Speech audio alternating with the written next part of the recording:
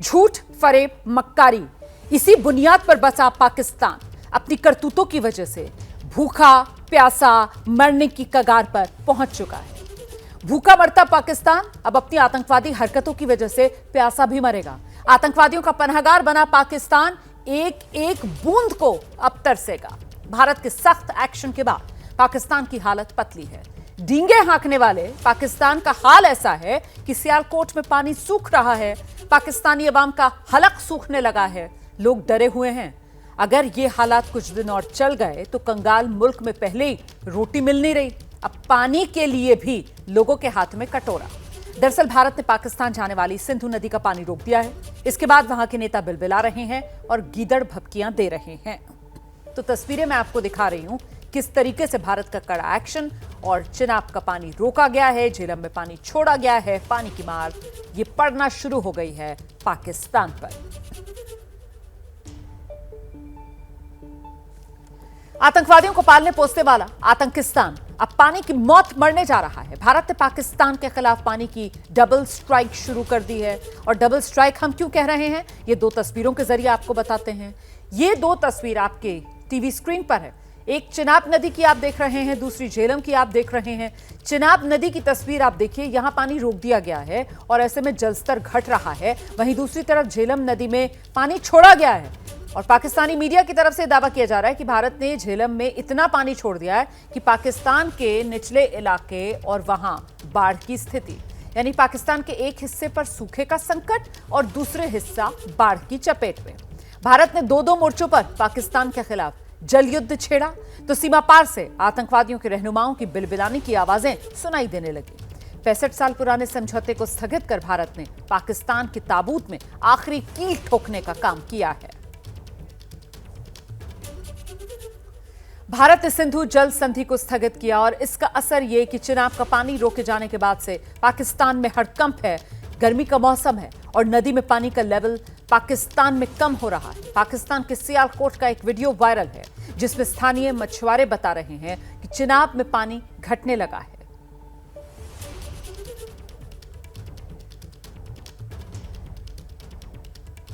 ये मैं दरिया चिनाब के किनारे पर खड़ा हूँ।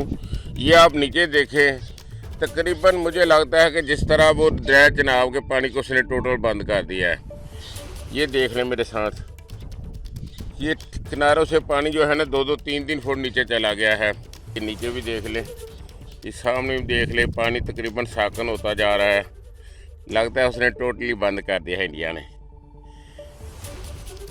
अल्लाह पाकिस्तान के हालत पर रहम फरमाए। अभी मैं सुबह फिशिंग करने आया था, ये दरिया फुल था।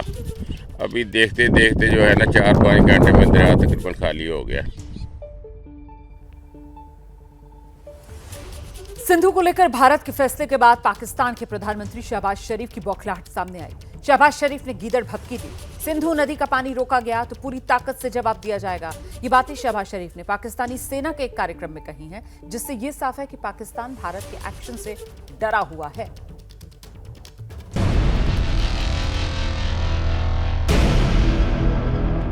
चीन से हिंदुस्तान होते हुए पाकिस्तान जाने वाली इस सिंधु नदी में सियासत तो हमेशा से बहती रही है, लेकिन हिंदुस्तान के एक फैसले ने अब पाकिस्तान की हालत चुल्लू भर पानी वाली कर दी है।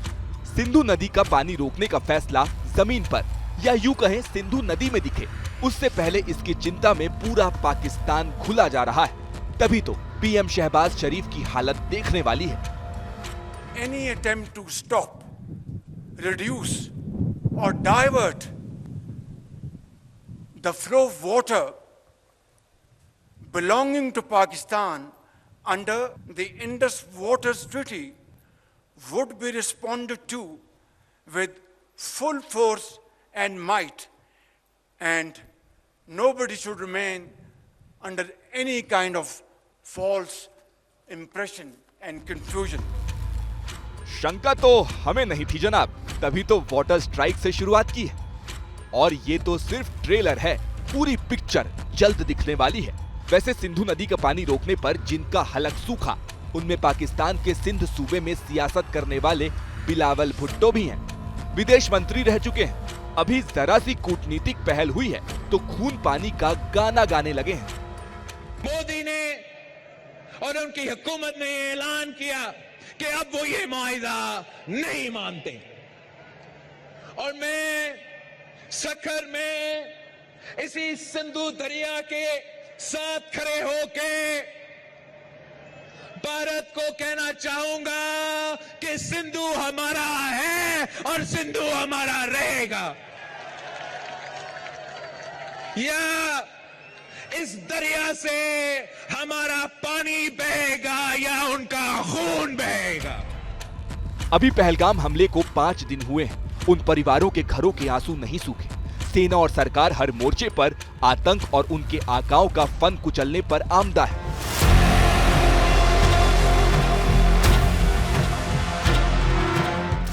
ये वही पाकिस्तान है जो 7 समंदर पार जाकर कबूल करता है कि वो आतंक के धंधे में शामिल रहा है। देखिए कैसे ब्रिटिश टेलीविजन नेटवर्क पर पाकिस्तानी रक्षा मंत्री ने अपने आतंकी डीएनए को सीधे सीधे कबूल किया है।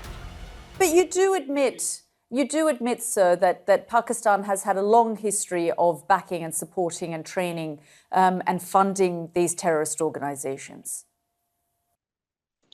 Well, we have been doing this dirty work for the United States for about 3 decades, and West, including Britain. मतलब पहलगाम हमले से पल्ला झाड़ने वाली पाकिस्तान सरकार के रक्षा मंत्री खुले आम कबूल कर रहे हैं कि उनके देश ने दशकों तक आतंकवाद को खाद पानी दिया है। और यहाँ पाकिस्तान में पीएम शहबाज शरीफ वो कह रहे हैं कि वो जांच को तैयार हैं। In Pahalgam is yet another example of this perpetual blame game, which must come to a grinding halt. And now, continuing with its role as a responsible country, Pakistan is open to participate in any neutral, transparent and credible investigation. मतलब पहलगाम का हिसाब तो देना ही पड़ेगा। और सिंधु नदी का पानी रोकने से तो शुरुआत भर हुई है। केंद्रीय मंत्री अमित शाह के घर हुई बैठक के बाद जल शक्ति मंत्री सीआर पाटिल ने साफ कर दिया कि हम ये सुनिश्चित करेंगे कि पाकिस्तान के पास पानी की एक बूंद भी ना पहुंचे। सीआर पाटिल जो कि जल शक्ति मंत्री हैं, उन्होंने साफ तौर पर कहा कि हम 3 विकल्पों पर काम करेंगे। पहला शॉर्ट टर्म, दूसरा मिड टर्म और तीसरा लॉन्ग टर्म। ये वो 3 विकल्प हैं जिस पर भारत सरकार काम करेगी और ये सुनिश्चित करेगी कि भारत सरकार की तरफ से, प्रधानमंत्री की तरफ से जो भी कहा गया है, यानी कि पाकिस्तान के ऊपर वाटर अटैक किया जाएगा, पानी की एक एक बूंद के लिए तरसाया जाएगा, हम उस तरफ आगे बढ़ेंगे।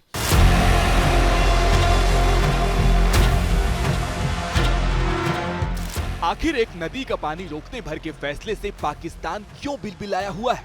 इस सवाल का जवाब इन आंकड़ों में है।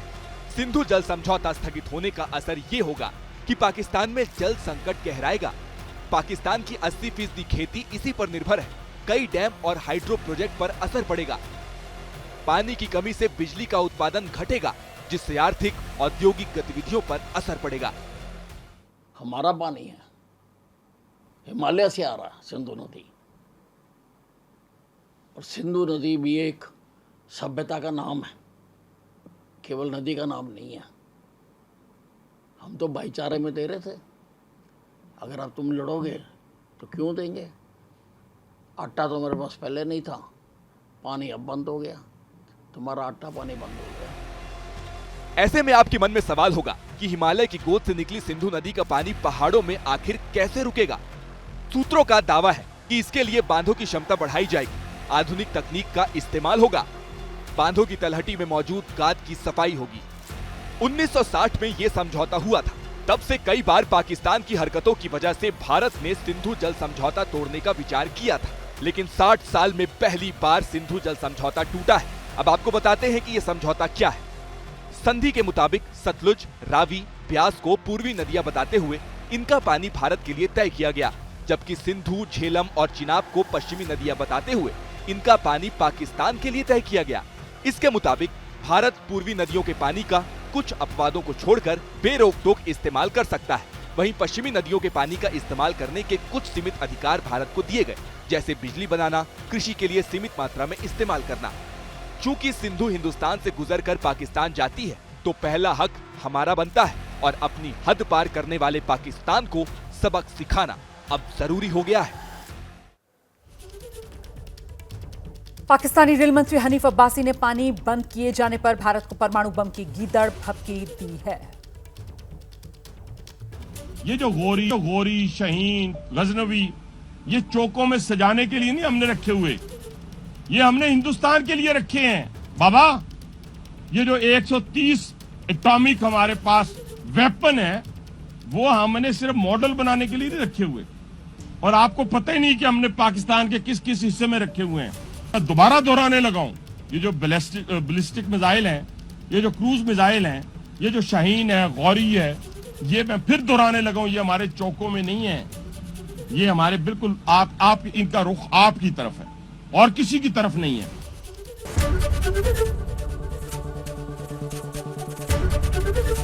एबीपी गंगा, खबर आपकी, जुबान आपकी।